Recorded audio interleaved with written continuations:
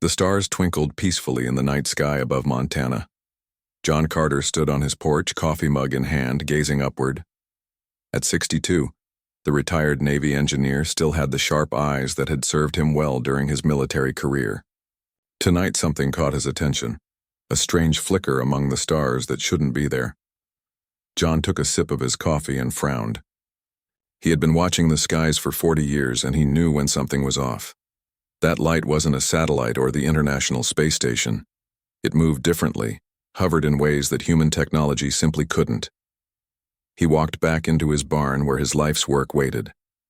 Most folks in town thought old John was just tinkering with junk, but spread across his workbenches and hanging from the ceiling were components of what he called his impossible engine, a propulsion system that broke several laws of physics according to every scientist who had laughed him out of conferences over the years. The radio in the corner crackled to life with an emergency broadcast signal. This is not a test. Unknown objects have entered Earth orbit. All citizens are advised to remain calm and stay tuned for further information.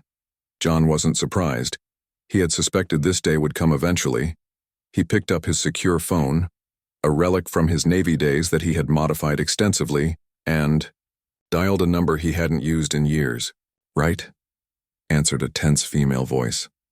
"Lisa, it's John Carter." "John, this isn't a good time. We've got a situation. I know exactly what your situation is. I'm looking at it through my telescope right now, and I think I can help.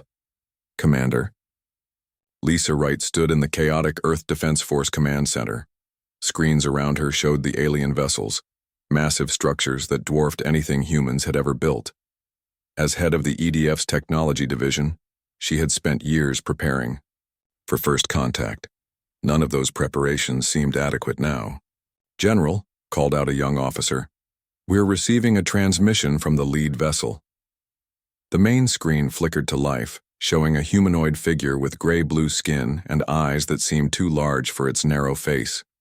When it spoke, its words were perfectly translated, a concerning sign that they had been studying Earth's communications for some time. "People of Earth, I am Admiral Vexthar of the Galactic Empire of Zalon. Your planet is now under our protection and control. Resistance is both futile and unnecessary. We bring order to the galaxy. You will submit." The general stepped forward. "This is General Frank Howard of Earth's United Defense Forces. We welcome peaceful contact with your civilization, but we do not accept claims of control over our planet. We propose diplomatic—" The alien cut him off with a gesture. "Diplomacy is for equals human. You are not our equals. We have ruled the stars for 10,000 years. Your species was using stone tools when we built our first Dyson sphere." Admiral Vexthar's expression shifted to something that might have been amusement. "To demonstrate our technological superiority and the futility of resistance, observe." One of the smaller alien ships moved toward the moon. A beam of light connected ship to lunar surface, and before the horrified eyes of everyone in the command center, the Armstrong colony, humanity's first permanent lunar settlement with a population of 12,000, vanished in a flash of light. Gasps and cries filled the command center.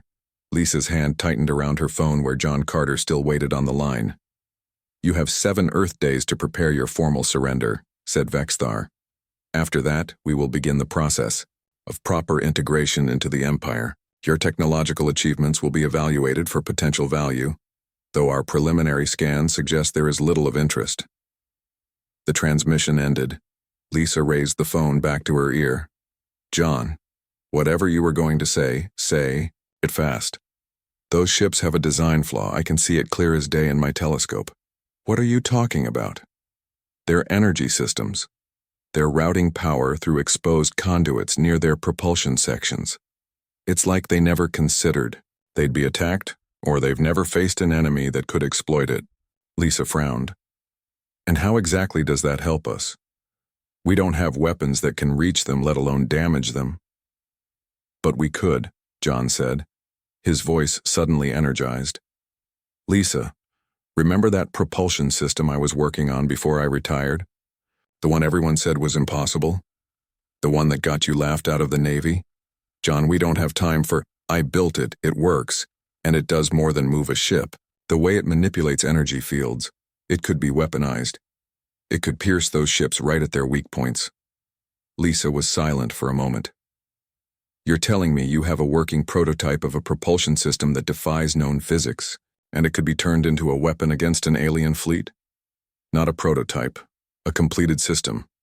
I've been refining it for 15 years in my barn.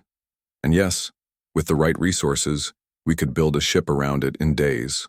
A small one, but effective. This is crazy, John. Crazier than surrendering to aliens who just killed 12,000 people as a demonstration? In the Zolonian flagship orbiting Earth, Admiral Vexthar reviewed the scan data with mild interest. The primitive planet below had rudimentary satellite defenses and a handful of nuclear weapons. Nothing that posed any threat to Imperial ships. This annexation would be among the simplest in his 300-year career. Admiral, said a junior officer, our deep scans detect an unusual energy signature in a region they call Montana. Unusual how? It doesn't match any known human technology. Actually, it doesn't match any known technology in our databases. Vexithar dismissed this with a wave. Sensor error. Recalibrate the systems. Humans are barely capable of reaching their own moon, as we've just demonstrated. They can't possibly have technology we don't understand. The officer hesitated. Yes, Admiral. Though, if I may, humans do seem to develop differently than other species we've encountered. Their technological progress has been unusually rapid. All the more reason to bring them under proper Imperial control before they harm themselves, said Vexthar. Now prepare the blockade formation. No ships in or out until the surrender. 2 days later, in an abandoned mining facility beneath the Rocky Mountains, Lisa Wright stood beside John Carter as government workers unloaded equipment from military trucks. The massive underground chamber had been converted into an impromptu shipyard in less than 48 hours. The President has authorized everything you asked for, Lisa said. Though I still can't believe I convinced him to try this. John watched as his energy core was carefully positioned in the center of the chamber. Believe it. It's the only chance we have. If you're wrong, then we surrender in 5 days like they asked, John said. But I'm not wrong. Those aliens, out there, they think they know everything, but they've forgotten how to innovate. Look at their ships. The design hasn't changed in centuries. They're stuck in their ways. Lisa studied the blueprints John had drawn up. And this ship? You really think it can fight them? John smiled for the first time since the aliens arrived. They'll never see it coming. Let's get to work. Above them, the Zolonian ships moved into blockade formation around Earth, their crews confident in their absolute superiority over the primitive humans. None of them noticed the unusual energy readings now hidden by the mountains or the flurry of activity, as humanity prepared its one desperate chance at freedom. The underground facility buzzed with activity. 5 days had passed since the aliens' arrival, and only 2 remained before the surrender deadline. John Carter hadn't slept more than 3 hours a night, but his eyes remained sharp and focused as he calibrated the energy core that would power humanity's last hope. This is impossible, said a voice behind him. These calculations violate at least 3 laws of physics. John turned to see Alan Gregory, the physicist who had arrived yesterday. Alan's rumpled clothes and wild hair gave him the look of someone who had been dragged out of bed and brought here against his will, which wasn't far from the truth. That's why we're calling the ship the Impossible, John replied without looking up from his work. Because everyone says it can't be done. Alan snorted. I didn't say it can't be done. I said it violates known laws of physics. There's a difference. He moved closer, studying the core with genuine interest. Your design doesn't just push against those laws, it rewrites them.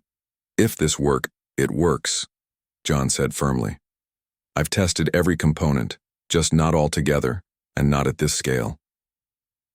Across the facility, Lisa Wright argued with a group of military officers. The ship taking shape before them looked nothing like conventional spacecraft. It was smaller than expected, barely 100 feet long, with a sleek, almost predatory design. Its hull shimmered with an unusual metal alloy that John had specified. We can't pin all our hopes on one tiny ship, General Howard insisted. We need to consider diplomatic options. The Zolonians don't want diplomacy, Lisa reminded him. They want surrender. This ship is our only chance to show them we're not as primitive as they think. A tall woman with short-cropped hair approached them. Security breach in Sector 3, she reported. 2 technicians caught sending transmissions to an unknown receiver. Spies? Lisa asked. Likely, the woman nodded. We're questioning them. Now I've doubled the security patrols. Thank you, Susan, Lisa said. Susan Miller, former Special Forces and now head of security for the project, gave a curt nod. There will be more attempts. The Zolonians have resources already on Earth. People willing to collaborate for the promise of power or protection. How's the shield system coming along? Lisa asked, changing the subject. John and Alan are arguing about it now, Susan said with the ghost of a smile, loudly. In the center of the facility, John and Alan stood on opposite sides of a large circular device, gesturing animatedly. The energy patterns will cascade if we configure it this way, Alan insisted. That's exactly what we want, John countered. The shields don't just block energy, they catch it and redirect it. That's the breakthrough. But the power requirements will be met by the core, John finished. Trust me on this, Alan. I've been working on this technology for 20 years. Alan ran a hand through his already messy hair. Fine. But when this fails spectacularly, I want it noted that I predicted exactly how it would happen. John smiled. Deal. Above them, in Earth orbit, Emperor Zorkath's personal vessel joined the blockade. The massive ship dwarfed even the other Zolonian vessels, stretching nearly 5 miles from end to end. Its arrival sent waves of fear through Earth's population, who could see it at night as a new ominous star. In the Emperor's throne room, Admiral Vexthar knelt before his ruler. The humans continue to resist? The Emperor asked, his voice carrying the weight of millennia of absolute power. Not openly, Your Magnificence, Vexthar replied, but they have not prepared surrender ceremonies either. Our agents report unusual activity in several locations. Primitive attempts at defense? Possibly, though our scans detect nothing that could threaten even our smallest vessels. The Emperor leaned forward on his crystalline throne. These humans interest me, Admiral. They advanced from simple flight to rudimentary space travel in less than 1 century. Such rapid development is unusual, but still primitive by our standards, Vexthar insisted. Perhaps. The Emperor's 6-fingered hand waved dismissively. Regardless, I wish to witness their surrender personally. It will make an excellent addition to the Imperial Archives. Of course, Your Magnificence. In the underground facility, time was running out. Components failed, materials broke under stress, and tempers flared as the deadline approached. With 18 hours remaining, the ship still wasn't complete. Power couplings keep burning out, Alan reported during an emergency meeting. The energy flow from John's core is too intense for conventional materials. Lisa rubbed her tired eyes. What do we need? A superconductor that doesn't exist, Alan said bluntly. Susan, who had been quietly listening, spoke up. What about the material from the crashed alien scout ship? All eyes turned to her. 3 years ago, something came down in the Pacific. Susan continued. It was classified beyond top secret. The wreckage included a power system with couplings. That might work. Where is this wreckage now? Lisa demanded. A research facility in Nevada. Lisa checked her watch. That's a 4-hour flight plus however long it takes to extract the parts. I'll go, Susan said. I know the facility. I can be back in 8 hours. As Susan departed with a team, John and Alan worked frantically to prepare the ship for the alien components. The hull was complete, the navigation systems online, but without proper power couplings, the impossible would never leave the ground. What if this doesn't work? Alan asked quietly as they waited. John looked at the nearly finished ship. Then humanity becomes another footnote in the Zolonian Empire's long history. No pressure then, Alan said with a wry smile. Susan returned. 7 hours later, a metal case clutched in her hands. We got it, she announced, her normally impassive face showing rare excitement. And something else, too. She opened the case to reveal not only the power couplings but also a small crystalline device. The research team called this the heart of the ship. They never figured out how it worked, but it seems to amplify energy in ways they couldn't explain. John and Alan exchanged looks. That could be exactly what we need, John said. With the alien components, work progressed rapidly. The power couplings accepted the energy from John's core without burning out, and the crystal, once integrated into the shield system, enhanced its effectiveness beyond their calculations. 3 hours before the surrender deadline, the impossible was ready. The small crew, John, Alan, Lisa, and 4 specially trained pilots and engineers prepared to board. General Howard addressed them before departure. The world doesn't know about you. If you fail, we'll still have to surrender. But if there's any chance at all, we'll take it, Lisa finished for him. As they boarded the ship, John took one last look at the facility where hundreds of people had worked tirelessly to give humanity a fighting chance. Many of them would never know if their efforts paid off. Inside, the impossible, the systems hummed to life. The core glowed with energy that, according to conventional physics, shouldn't exist. The shield crystal pulsed in harmony with it. All systems online, reported Kate Lee, their chief pilot. Ready when you are, Commander. Lisa took her command seat and looked at her small crew. Let's show the Zolonian Empire what humans are capable of. Launch in 3 minutes.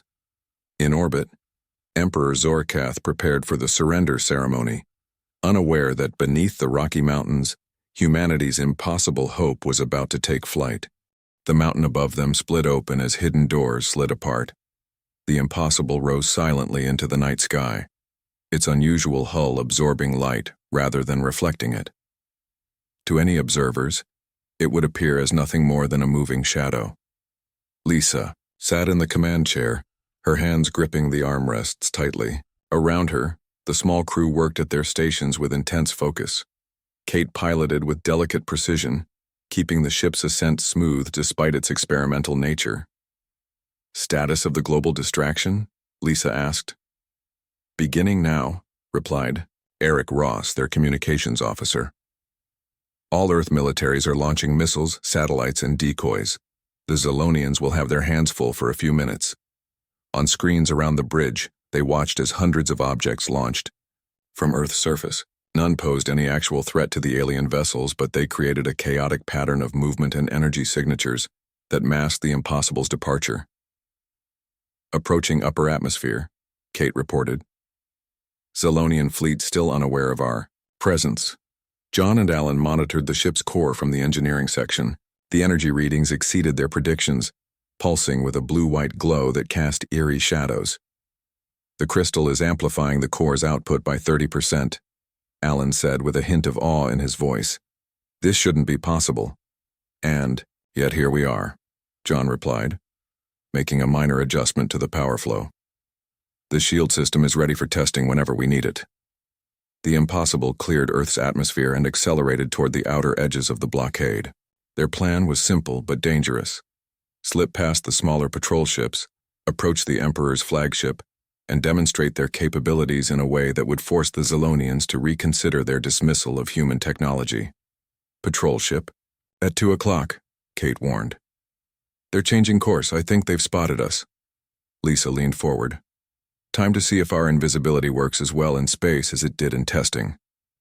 The patrol ship, a sleek, dart-like vessel, adjusted its course to intercept them. For a tense moment, it seemed to look directly at the impossible. Then it continued past, its sensors failing to register the human vessel. It worked, Eric whispered, as if afraid the aliens might hear him. Don't celebrate yet, Lisa cautioned. We still need to. An alarm blared through the ship. A second patrol vessel had appeared from behind Earth's moon, heading straight toward them. They see us, Kate confirmed, her hands dancing across the controls. Preparing evasive maneuvers. No, Lisa countermanded. Hold course. John, prepare. Shields for first contact. The Zolonian patrol ship fired. A bright beam of energy that streaked across the blackness of space directly toward the impossible. Shields active, John called from engineering. The beam struck the impossible, and something unprecedented happened. Instead of exploding or being deflected, the energy seemed to flow around the human vessel like water, gathering at points along its hull before suddenly reversing direction. The startled Zolonian ship had no time to react, as its own energy weapon, now condensed and amplified, struck it midships. The alien vessel shuddered, its engines failing as systems overloaded. Inside the impossible, the crew stared in disbelief at their screens. Did we just reflect their weapon back at them? Eric asked. Not exactly, John explained, his voice filled with excitement. The shield system didn't just block the energy, it captured it, enhanced it with our own power signature and redirected it. That's why conventional shields don't work against Zolonian weapons. They try to block rather than redirect. The damaged Zolonian vessel drifted, powerless but intact, its crew undoubtedly confused about what had just happened. We should move. Quickly, Lisa decided. They'll be reporting this incident to the fleet. The impossible accelerated deeper into the blockade, its destination the massive flagship at the center. As they flew, they intercepted Zolonian communications. They're confused, Eric translated, listening through his headset. The patrol ship is reporting a malfunction, not an attack. They don't believe they were hit by their own weapon.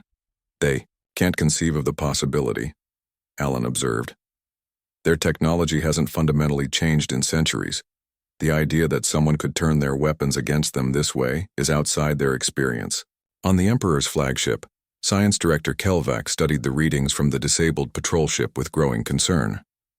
Unlike most Zolonians, Kelvax had a natural curiosity that sometimes bordered on inappropriate for his species' rigid hierarchical thinking. Admiral, he said, approaching Vexthar cautiously, there is an anomaly in the patrol ship's logs. Vexthar barely glanced at him. Equipment malfunctions are not my concern, Director. We are preparing for the surrender ceremony. This wasn't a simple malfunction, Kelvax persisted.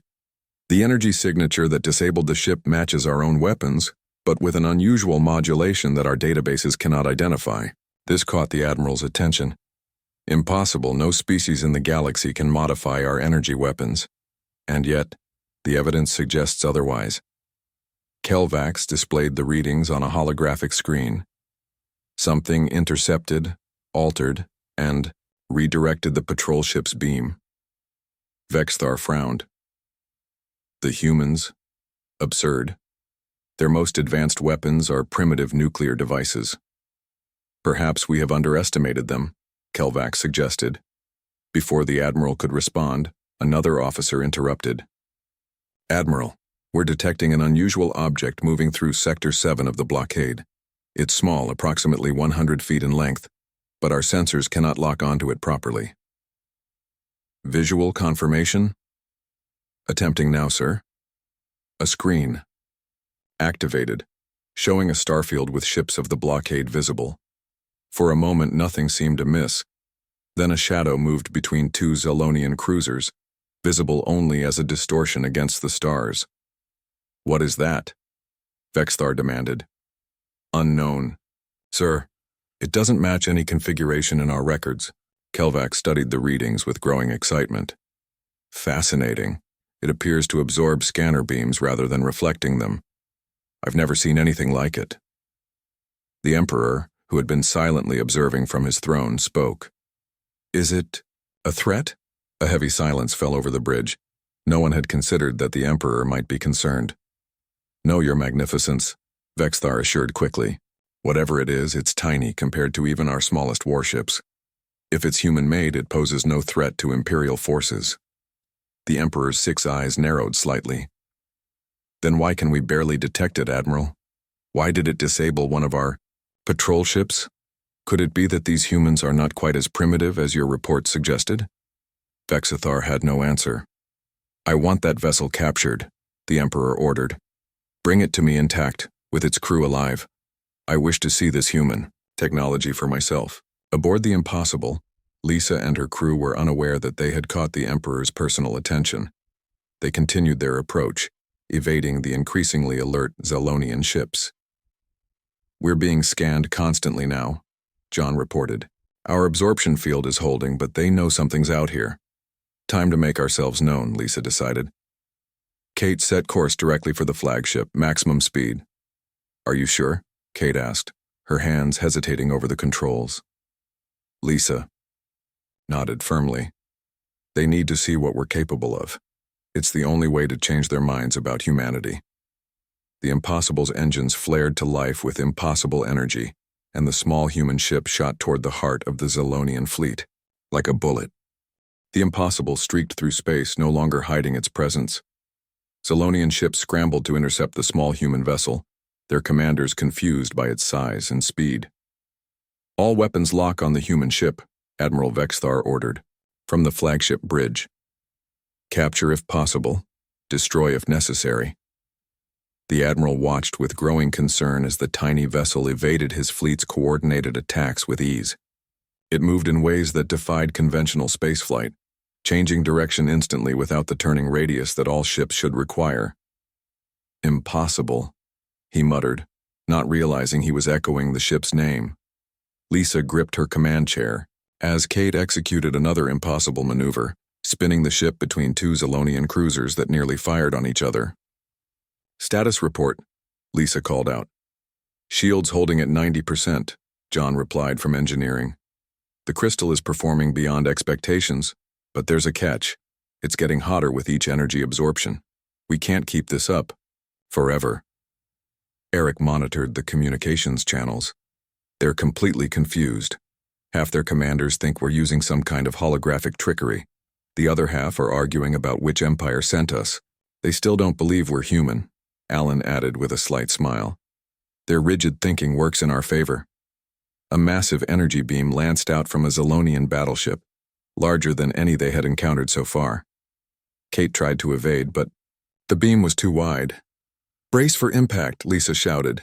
The energy struck the Impossible head-on. The ship shuddered violently as the shield system struggled to process the enormous power surge. Inside, the crew was thrown against their restraints. Warning alarms blared throughout the vessel. In engineering, John and Alan worked frantically to stabilize the core. The crystal pulsed with blinding light as it absorbed the attack. The system's overloading, Alan warned. We need to discharge the energy or we'll explode. John pointed to a display showing the Zilonian fleet. There. That. Formation of 3 cruisers. If we can get close enough, we can release the energy in their direction. Lisa received the plan and nodded to Kate. You heard them. Get us to those cruisers. The Impossible changed course, now flying directly toward the formation of Zilonian vessels. The aliens, seeing what appeared to be a suicide run, began evasive maneuvers. They're breaking formation, Kate reported. Stay on the lead ship, Lisa ordered. We just need to get close enough. As they approached, more Zilonian weapons fired at them. Each hit added to the dangerous energy building in their shields. We can't take much more, John warned, his voice strained. Shield containment at 140% and rising. Almost there, Kate replied, her hands steady despite the danger. The Impossible shot toward the lead cruiser, coming. Within mere miles of its hull, close enough to see individual Zilonians staring out in disbelief through viewports. Now! John shouted. Alan triggered the release mechanism. The accumulated energy burst from the Impossible in a blinding wave that engulfed the Zilonian cruiser. The alien ship's systems overloaded instantly, lights flickering out as it drifted powerless. But the energy didn't stop there. It cascaded to the 2 nearby cruisers, leaving all 3 massive warships dead in space. A stunned silence fell over the Impossible's bridge, broken only by the sound of cooling systems working overtime. Did we just disable 3 of their largest cruisers with one shot? Eric asked in disbelief. The crystal, Alan explained, his voice filled with wonder. It didn't just store their energy. It multiplied it, created a cascading effect we never predicted. On the Emperor's flagship, alarms spread through the command deck. Science Director Kelvak studied the readings with growing excitement despite the situation. Remarkable, he muttered. They've created a feedback weapon using our own energy against us. Admiral Vexthar's face had lost its typical confident expression. This is impossible. Humans cannot possess such technology. Yet the evidence is before us, Kelvax replied. 3 Imperial cruisers disabled by a vessel smaller than a transport ship. The Emperor rose from his throne, silencing all conversation. Immediately. Admiral, you assured me humans were primitive. You said their technology posed no threat. His voice remained calm, which made it all the more terrifying to those who served him. Explain what I am witnessing. Vexthar knelt, trembling slightly. Your magnificence, I cannot explain it. By all our records, humans should not be capable of this level of innovation.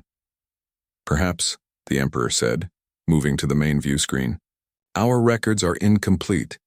Perhaps these humans are worth more study before we subjugate them. He turned to Kelvax. Director, what is your assessment? Kelvax straightened, surprised to be addressed directly by the Emperor. The human vessel appears to use principles that contradict our understanding of energy physics. Rather than trying to create stronger energy sources than ours, they've developed a way to use our own energy against us. It's ingenious and unexpected, the Emperor added. I find myself curious about these creatures now. Back on the impossible, the momentary celebration had ended as new problems arose. The crystal has microfractures forming, John reported grimly. The last energy discharge was too much for it. Can we still fight? Lisa asked. Maybe one more major discharge, but after that? John shook his head. The whole system could fail catastrophically. Lisa studied the tactical display. They had made their point by disabling 3 cruisers, but the main goal remained, reaching the flagship to force negotiations rather than surrender. We push forward, she decided. Kate, plot a course directly to the flagship. All power to engines and shields. There's something else, Alan added hesitantly. I've been studying their flagship design. There's an unusual vulnerability near what appears to be their main reactor. See this power conduit? He pointed to a schematic they had compiled from their scans. It runs almost directly from the exterior to their power core with minimal shielding. A design flaw? Lisa asked. More like arrogance, John suggested. They've been the dominant power for so long they never considered someone might attack them there. Lisa studied the schematic. If we could get close enough to target that point specifically, we might be able to disable the flagship without destroying it, John finished. But we'd have to get past their entire fleet to reach it. And we'd likely have only one shot before our systems fail, Alan warned. Lisa looked at her small crew, determination on her face. One shot is all we need. Let's make it count. The impossible surged forward again, heading directly toward the heart of the Zilonian fleet. Dozens of warships moved to intercept, filling space with energy beams and projectiles. Kate's piloting skills were pushed to their limits as she navigated through the barrage. Some hits were inevitable, each one further straining their overtaxed shield system. Shield containment at 160%, John reported. Crystal integrity failing. We won't survive another major discharge. We won't need one, Lisa responded. We just need to reach the flagship. The massive form of the Emperor's vessel now dominated their view screen, dwarfing the impossible like a whale beside a minnow. Despite its size, they could see the vulnerable power conduit Alan had identified, a faintly glowing line running along the ship's underside. Target locked, Kate confirmed, making final approach. Throughout the Zilonian fleet, commanders watched, in disbelief as the tiny human ship survived everything they threw at it, continuing its seemingly suicidal charge toward the Emperor himself. On the flagship, Emperor Zorkath stood calmly, watching the approaching vessel with his 6 eyes narrowed in curiosity. Fascinating, he said quietly. Such determination from such a small species. The impossible closed the final distance, its systems straining beyond their limits, crystal fracturing, hull beginning to break apart, but still moving forward with unstoppable human determination. The impossible shuddered as another blast struck its failing shields. Warning lights flashed across every console. In engineering, the crystal at the heart of their shield system was now visibly cracked, glowing with dangerous energy. Hull integrity, At 40%, John reported, his voice steady despite the situation. Shield system failing. We have maybe 2 minutes before complete breakdown.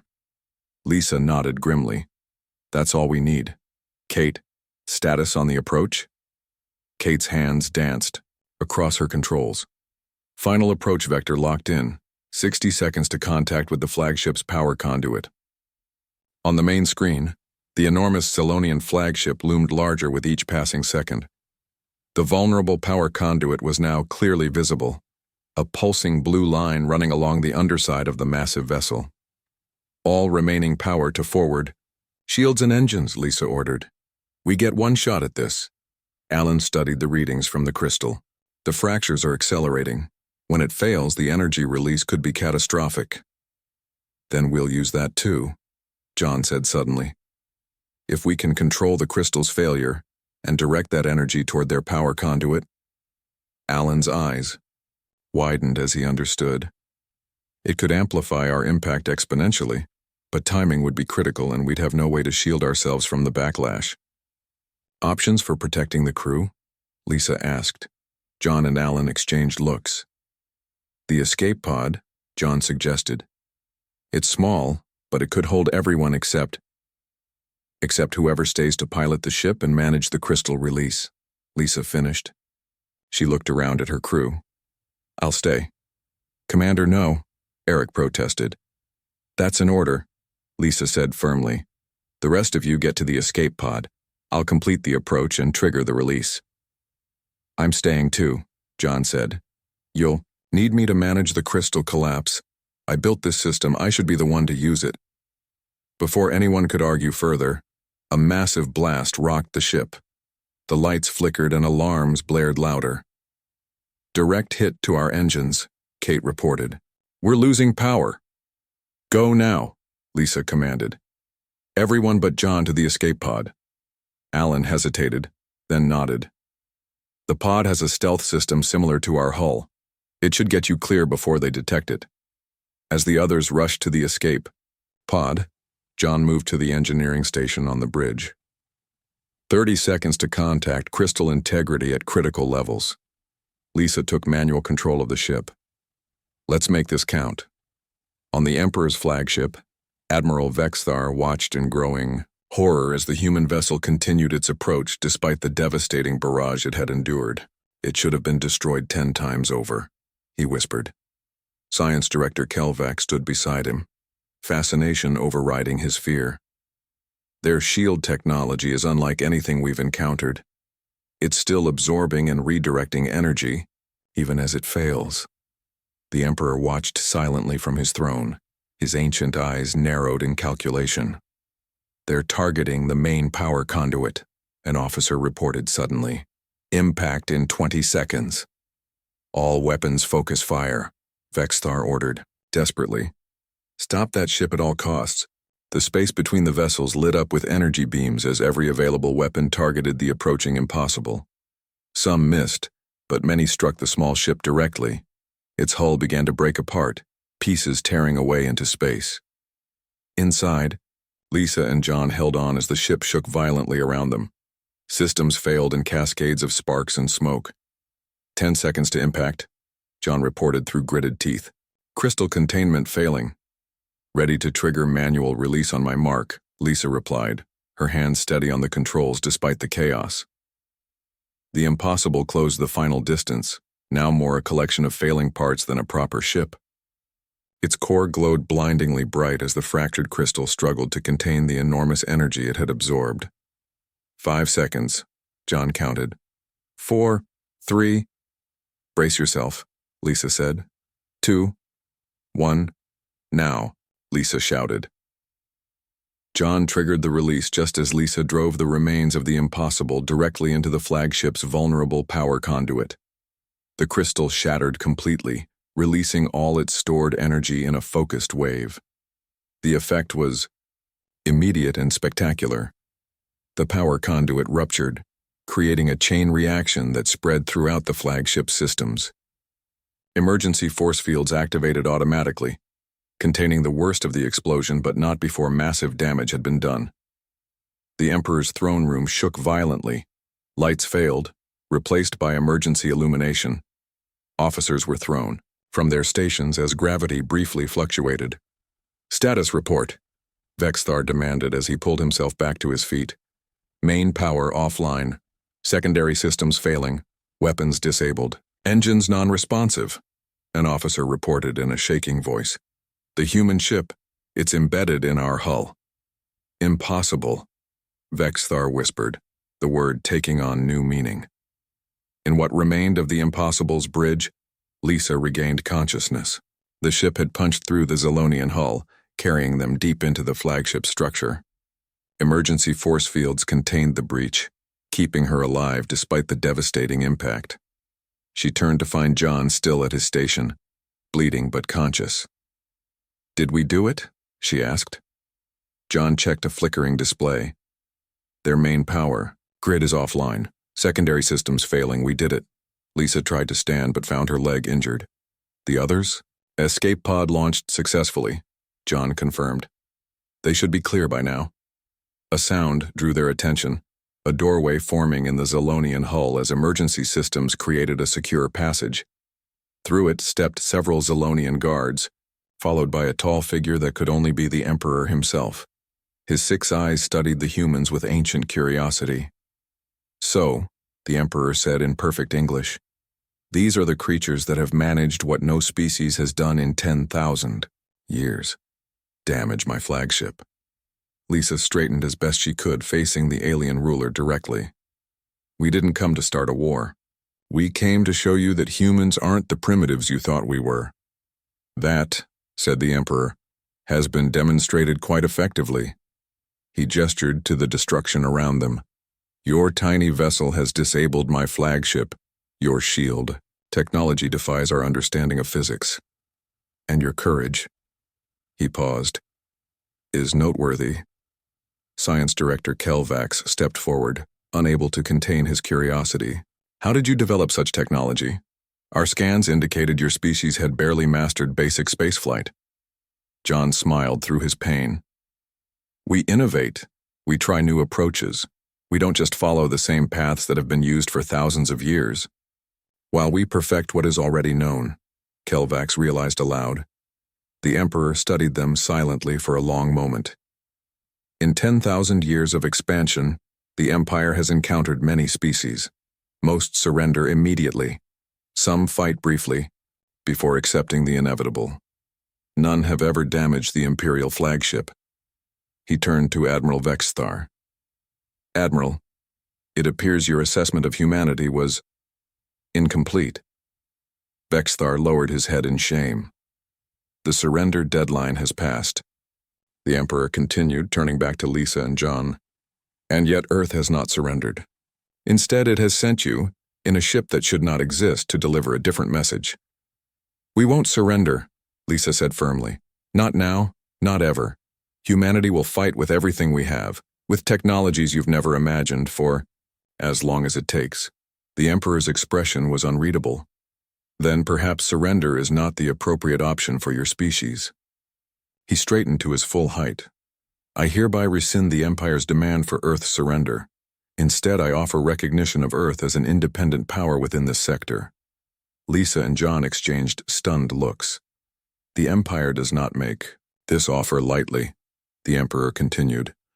"But wisdom requires acknowledging when one has miscalculated. Humanity's potential appears to be greater than we anticipated." As medical personnel arrived to treat the injured humans, Lisa caught John's eye and smiled weakly. Their impossible gamble had paid off. Earth would remain free. 3 months later, Lisa stood beside John on the observation deck of the newly constructed Earth space station. Below them, Earth spun peacefully, now hosting several Zolonian scientific delegations eager to study human innovation. Nearby, the first of Earth's new defense fleet was under construction, incorporating the technology John had developed. "They still don't understand us," John remarked, watching a Zolonian ship dock at the station. "They think they've seen everything humans can do." Lisa smiled. "Let's keep it that way, for now."